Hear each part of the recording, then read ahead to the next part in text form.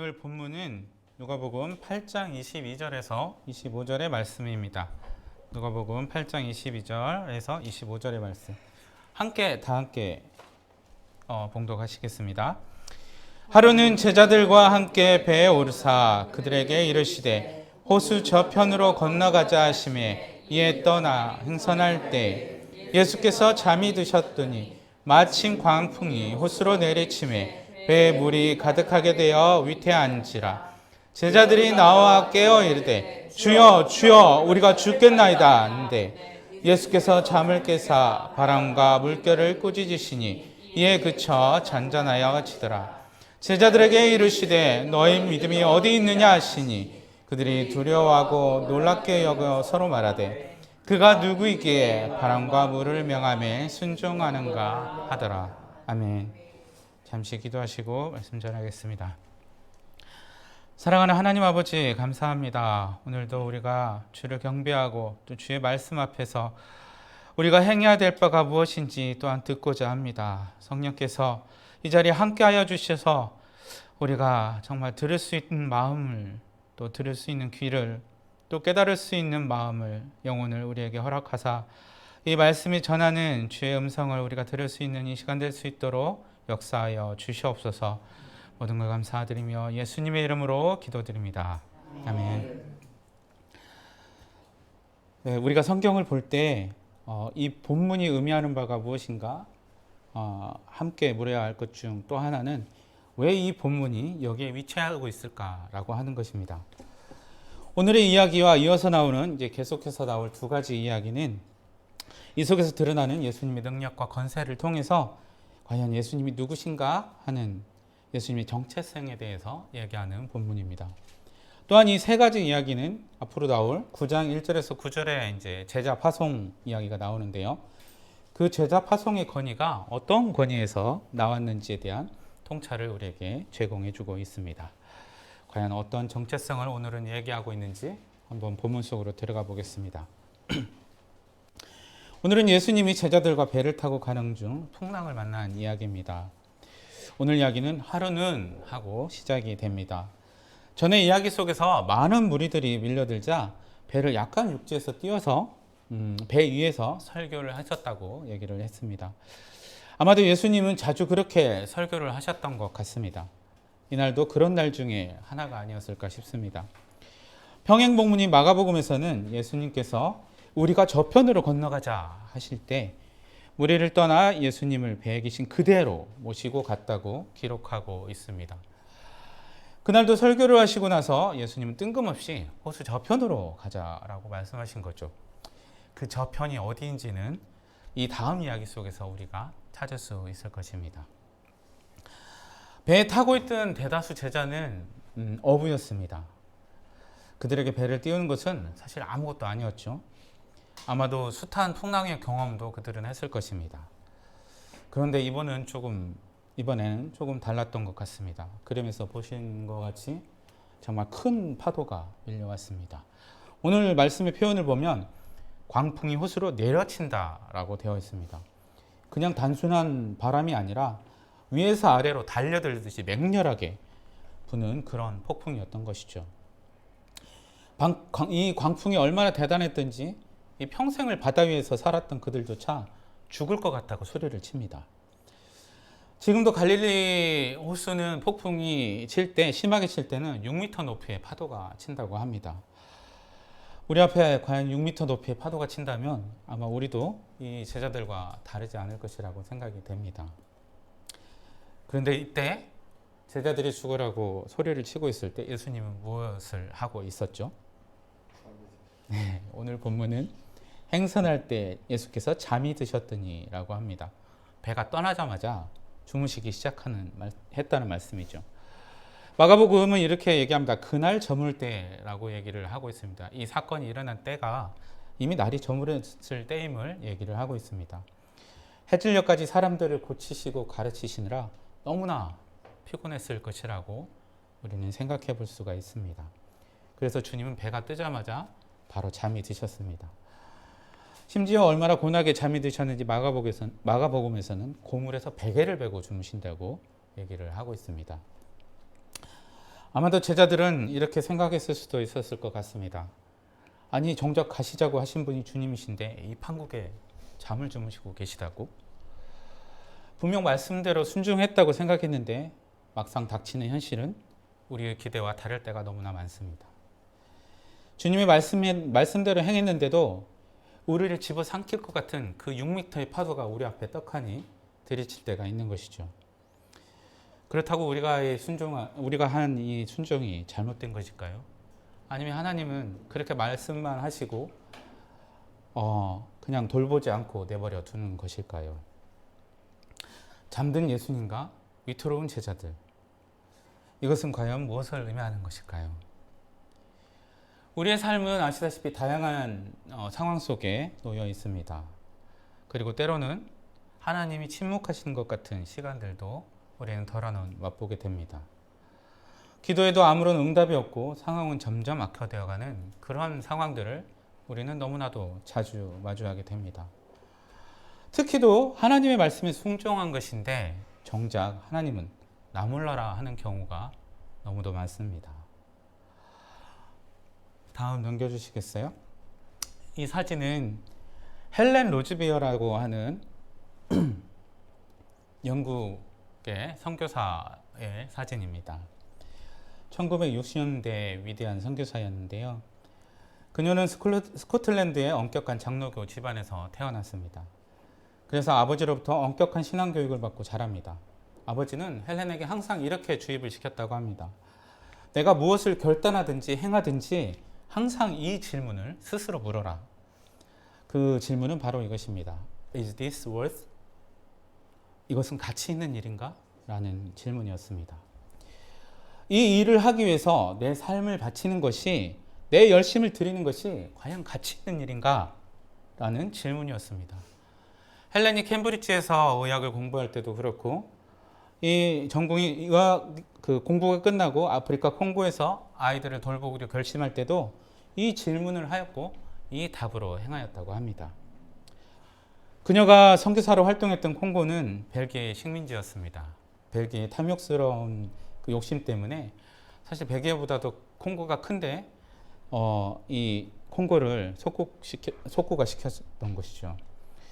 그리고 콩고는 1960년대에 독립을 했습니다. 그런데 이 백인들에게 얼마나 수탈을 당했던지 그 할당량을 못 채우면 이 손목 하나를 자를 정도로 아주 잔인하게 그렇게 지배를 했다고 합니다. 그랬으니 이 독립을 했을 때 이 백인에 대한 어떤 증오감이 어떠했을까요? 혁명의 소용돌이 속에서 그곳에 거주하던 백성들이 커다란 위협을 당하게 됩니다. 그러자 영국 선교본부에서는 그녀에게 철수할 것을 권했습니다.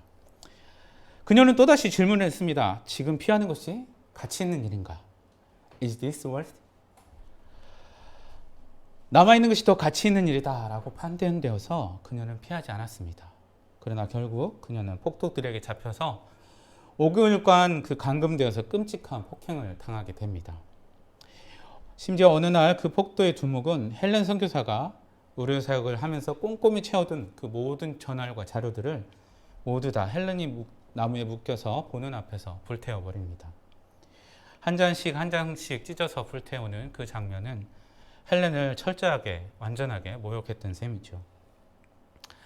그때 헬렌 선교사는 이런 상황에 침묵하시는 하나님께 자기 인생 처음으로 아주 반항적인 질문을 던졌다고 합니다. 주님, 이것도 가치 있는 일인가요? 주님, 지난 10년간 제 의료 선교사역이 정말 가치 있는 것이었습니까? 제가 보기에는 완전히 실패요. 헛수고 같습니다. 제가 선교사로 오지에서 이렇게 수고했는데 주님이 주시는 대가가 이런 것입니까? 이런 폭행과 모욕, 이것도 가치 있는 것이라서 주님이 허락하시는 것입니까? 라고 말입니다. 우리도 이런 질문들을 해볼 때가 있죠. 특히나 우리가 하나님께 열심이라고 생각했을 때 이런 질문들이 더 잘 일어납니다.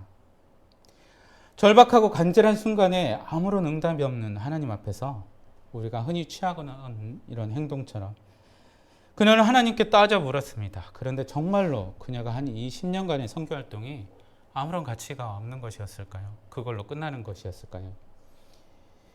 하나님은 정말로 그 순간에 침묵하고 있었을까요? 오늘 본문의 갈릴리 폭풍우 속으로 한번 다시 들어가 보시겠습니다. 23절의 말씀 함께 읽어보실까요? 행선하실 때에 예수께서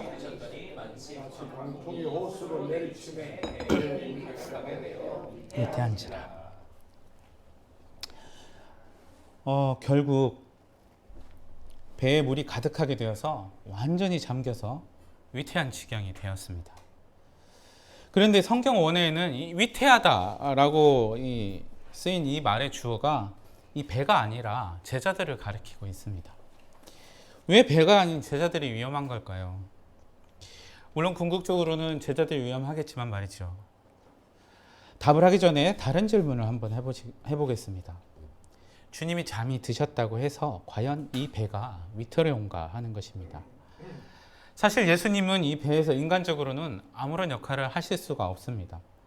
배에 대해서 목수인 예수님이 알면 얼마나 알 수 있을까요?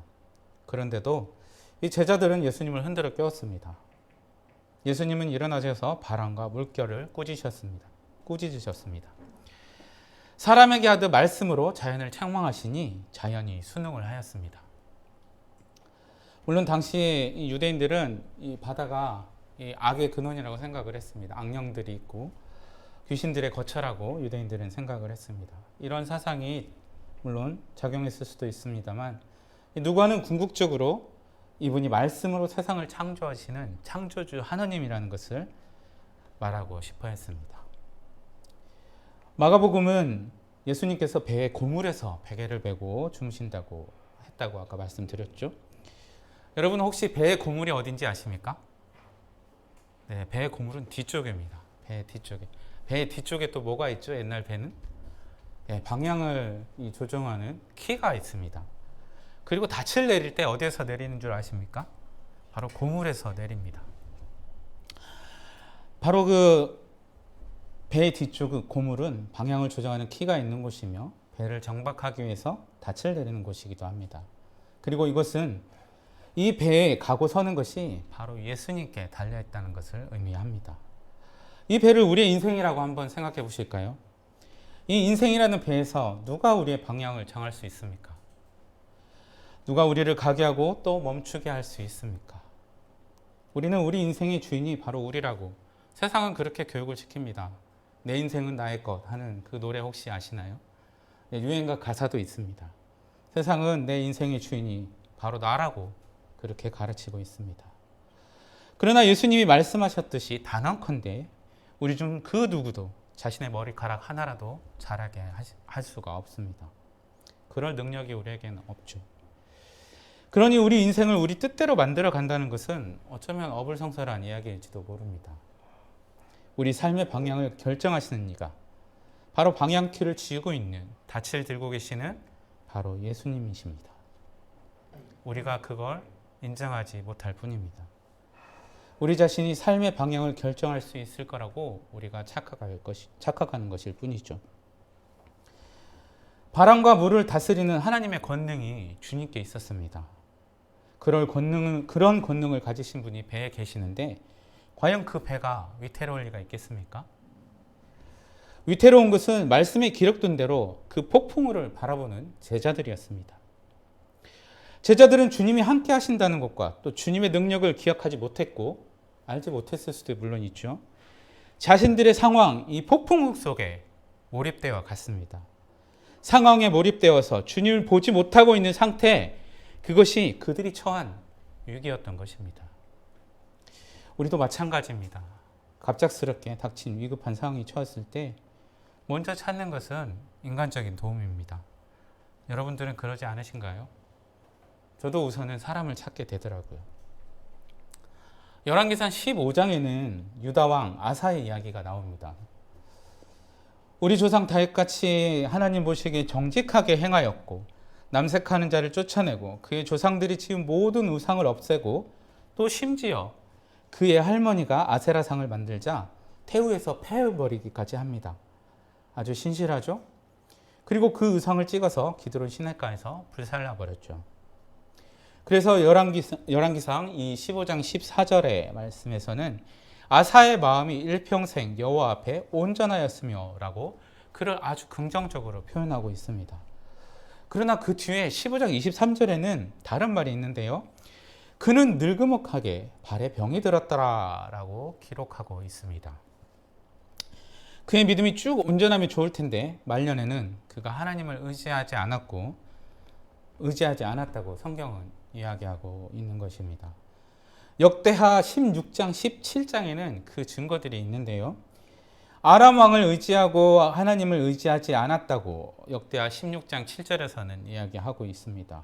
그리고 역대하 17장 12절에서는 병이 있을 때에도 여호와께 구하지 않고 의원들에게 구했다라고 합니다.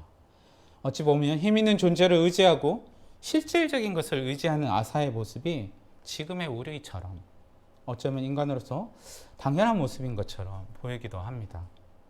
그러나 하나님은 그것을 영이 병든 것으로 바라보고 계십니다. 진짜 믿음은 위기와 고난의 순간에 드러나기 마련입니다. 어떤 분은 믿음을 가질 수 없는 그 순간에 믿는 것이 진짜 믿음이라고 이야기를 합니다. 그 절대절명의 위기 앞에서 제자들은 예수님의 그곳이 계셨음을 떠올렸던 것입니다. 그리고 그들은 주님의 놀라운 능력을 보았습니다. 그러나 주님은 폭풍우만 바라보며 불안에 떨었던 그들에게 말씀을 하시죠. 너희 믿음이 어디 있느냐? 라고 말이죠. 이 말씀이 그들이 주님을 부르기 전에 가졌던 그 잠시 동안의 불신을 책망하는 것일까요? 아니면 그들이 주님을 찾은 것이 그들의 믿음이 아니었던 것일까요? 그들이 주님을 깨워 도움을 구한 것은 주님을 과연 누구로 생각했기 때문일까요? 지금 이들이 찾는 주님은 그들에게 어떤 주님일까요? 25절의 말씀을 한번 같이 읽어보시겠습니다. 제자들에게 이르시되 너희 믿음이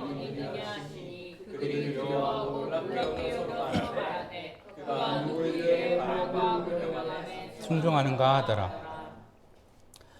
비록 그들이 다급한 마음으로 예수님을 찾았지만 그들은 안타깝게도 아직 예수님이 누구신지 바르게 깨닫고 있지를 못합니다. 본문의 마지막 절은 그들의 깨달음일 수도 있지만 반대로 예수님에 대한 그들의 무지를 드러내는 것이라고도 볼 수가 있습니다. 왜냐하면 그들은 앞서 몇 가지의 기적을 경험하고도 그것이 무엇을 의미하는지 정확하게 이해를 하고 있지 못했던 것입니다. 어쩌면 그들은 구약의 말씀을 떠올렸을지도 모릅니다. 시편 65편은 모든 것을 다스리는 분이 하나님이심을 노래하고 있습니다. 같이 한번 읽어보실까요?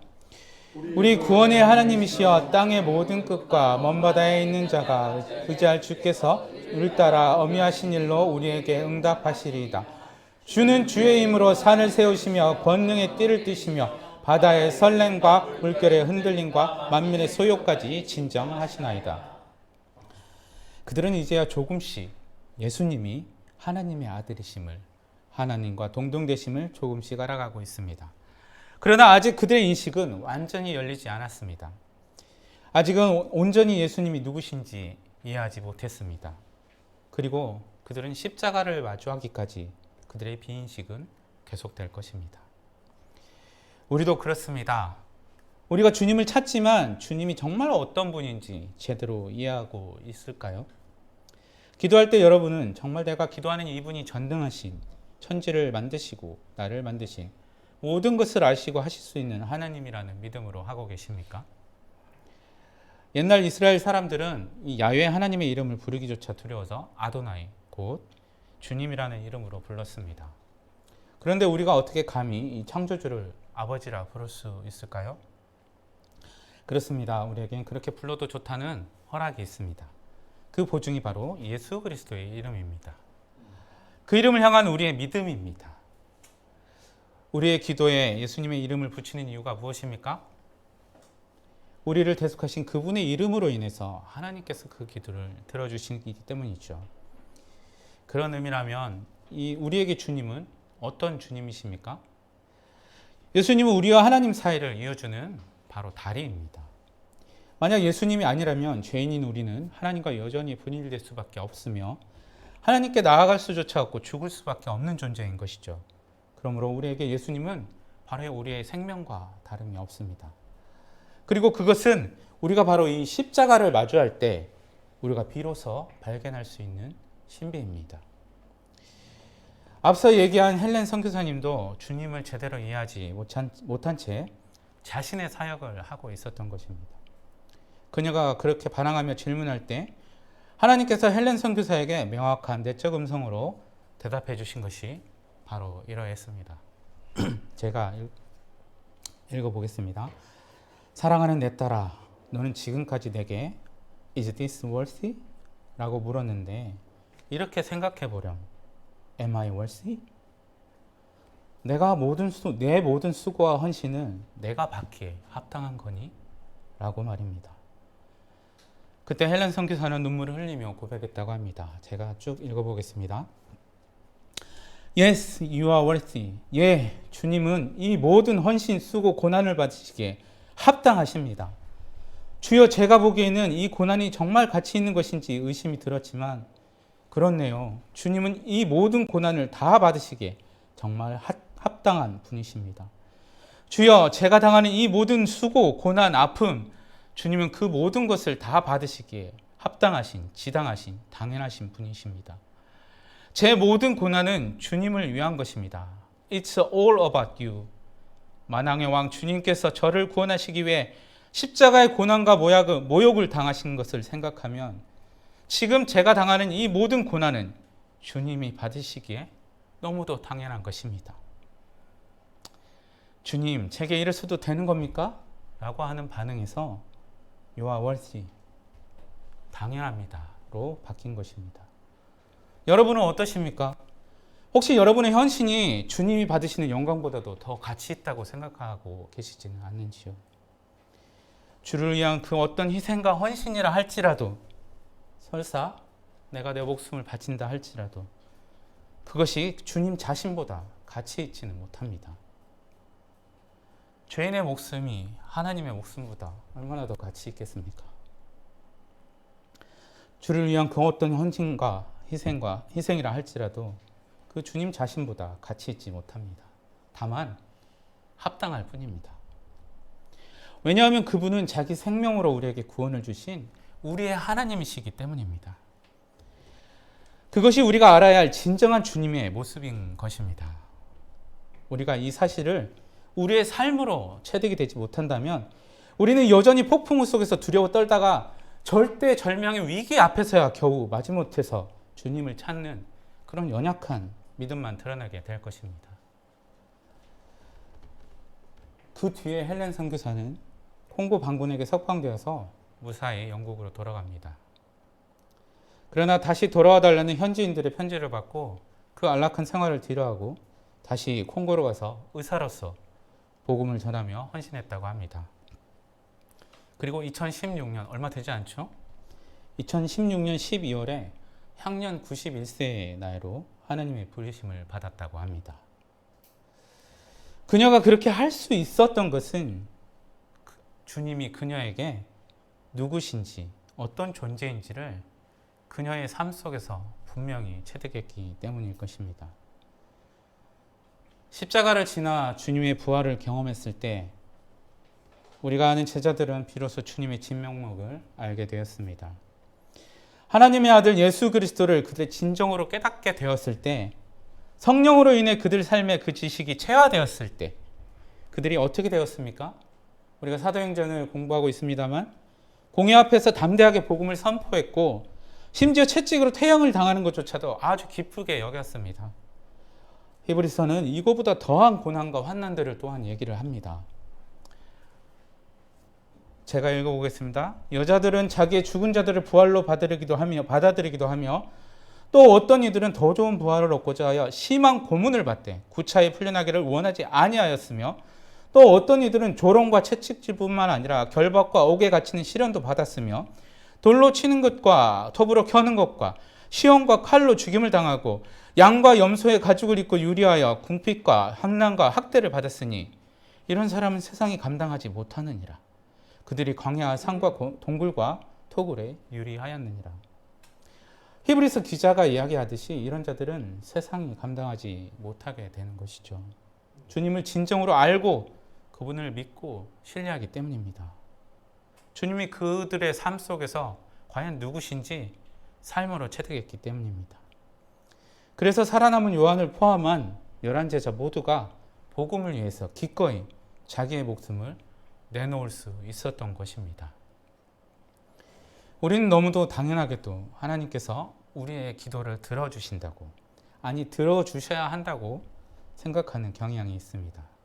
그러나 역으로 하나님께서 우리의 희생과 헌신과 순종을 받으신 것이 정말 당연하다고 생각해 보신 적이 있으실까요? 2010년쯤에 20대의 젊은 나이에 한 젊은 자매가 갑작스럽게 간암으로 세상을 떠났습니다. 뉴질랜드에서 이민 간 가족의 그 둘째 딸이었는데요. 자매의 이름은 이세별이라고 합니다. 딸을 잃은 아버지가 이 딸에게서 받은 이 믿음의 유산을, 특이하죠? 이 아버지가 딸에게서 믿음을 유산으로 받았습니다. 그 유산을 기록하여서 내 이름은 아직도 이세별이라는 책으로 낸 적이 있습니다. 그 딸이 죽기 전에 페이스북에 이런 메모를 남겼다고 합니다. 죽음 같은 건 두렵지 않다. 다만 하나님께 영광을 드리지 못하는 헛된 삶을 사는 것이 두려울 뿐이다. 네, 이런 고백이 죽음 앞에 나올 수 있는 것은 나이를 떠나서 그 자매가 자신의 삶에서 주님이 누구신지 정말로 체험했기 때문은 아닐까요? Am I worthy? 너의 모든 수고와 헌신을 내가 받기에 합당한 거니? 언젠가 주님이 이 질문을 우리에게 했을 때 Yes, you are worthy. 예, 주님은 그 모든 헌신, 수고, 고난을 받으시기에 정말로 합당하십니다. 이것이 우리 신앙의 물음에 대한 궁극적인 답이 되기를 소망해 봅니다.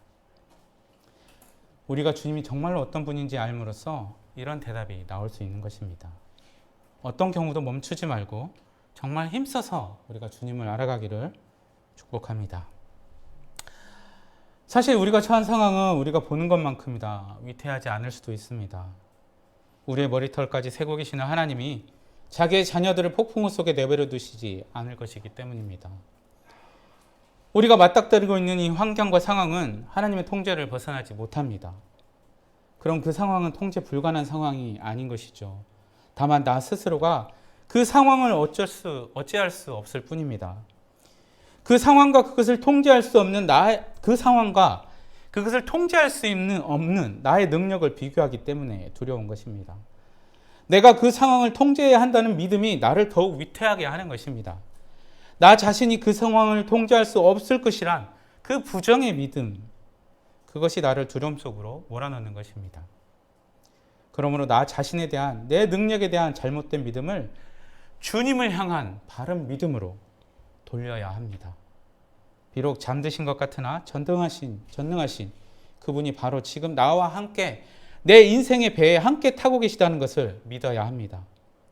그분을 흔들어 깨우기만 하면 이 모든 상황이 잠잠이 될 것이라는 믿음을 가져야 합니다. 비록 지금은 주무시는 듯하나 나의 다급한 부르짖음을 들으시고 곧 일어나실 것이라는 믿음을 가지고 있어야 합니다. 내 힘을 빼고 주님과 함께함을 기억하고 그분을 의지할 때 내 삶의 풍파는 잠잠해질 것이며 그분의 놀라운 능력을 경험하게 될 것입니다. 주님은 그 믿음으로 자기를 찾기를 바라십니다. 우리의 삶의 방향키를 그분이 쥐고 계시며 우리를 앞으로 나아가게도 하고 멈추게도 할 분이 바로 주님이시라는 믿음 가운데 나아가십시오. 그러면 그 믿음대로 그분의 선하신 뜻대로 모두 이루실 것입니다. 설사 그것이 우리가 바라는 것과 아주 조금 다르다 할지라도 말이죠. 그런데 이 이야기 속에서 드러나지 않은 인물들이 있습니다. 오늘 누가복음에서는 드러나지 않지만 우리가 마가복음을 보게 되면 마가복음 4장 36절에 보면 다른 배들도 함께 하더니라고 기록을 하고 있습니다. 그 배들에는 주님이 타고 있지도 않습니다.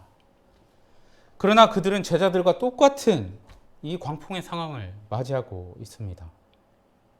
그러면 과연 그들의 두려움은 어떠할까요? 주님이 보이지 않는다는 것은 우리가 마주하고 있는 현실과도 비슷합니다. 아마도 두 가지 반응이 있었을 것이라고 생각이 됩니다. 하나는 저편 어딘가 다른 배에 예수님께서 타고 계시다는 그 믿음으로 견뎠을 수도 있습니다. 또 다른 하나는 오늘의 이 제자들과 마찬가지로 그저 두려움에 떠는 것 뿐이죠. 그 폭풍우를 바라보며 위태위태하게 두려움에 떨고 있는 그 모습이 또한 그려질 것입니다. 만약 여러분이 이 배에 타고 있다면 여러분은 어떤 모습일까요? 그 모습이 아마도 우리의 믿음의 크기일 것입니다. 여러분의 삶에서 이런 광풍을 만났을 때 여러분은 어떤 모습이길 바라시겠습니까? 우리가 주님을 제대로 알고 있다면, 그래서 우리의 믿음의 근거가 예수님께 있다면 고물에서 주무시는 주님과 같이 평안하지는 않겠지만 적어도 마가복음에 기록된 것처럼 선생님이여 우리가 죽게 된 것을 돌보지 아니하시나이까 이렇게 아우성치지는 않을 것입니다. 예수님은 파도를 잔잔하게 하셨듯이 우리가 마주할 그 어떤 폭풍도 잔잔하게 하실 수 있으십니다. 그 믿음으로 담대하게 하나님의 은혜를 구하며 나아갑시다.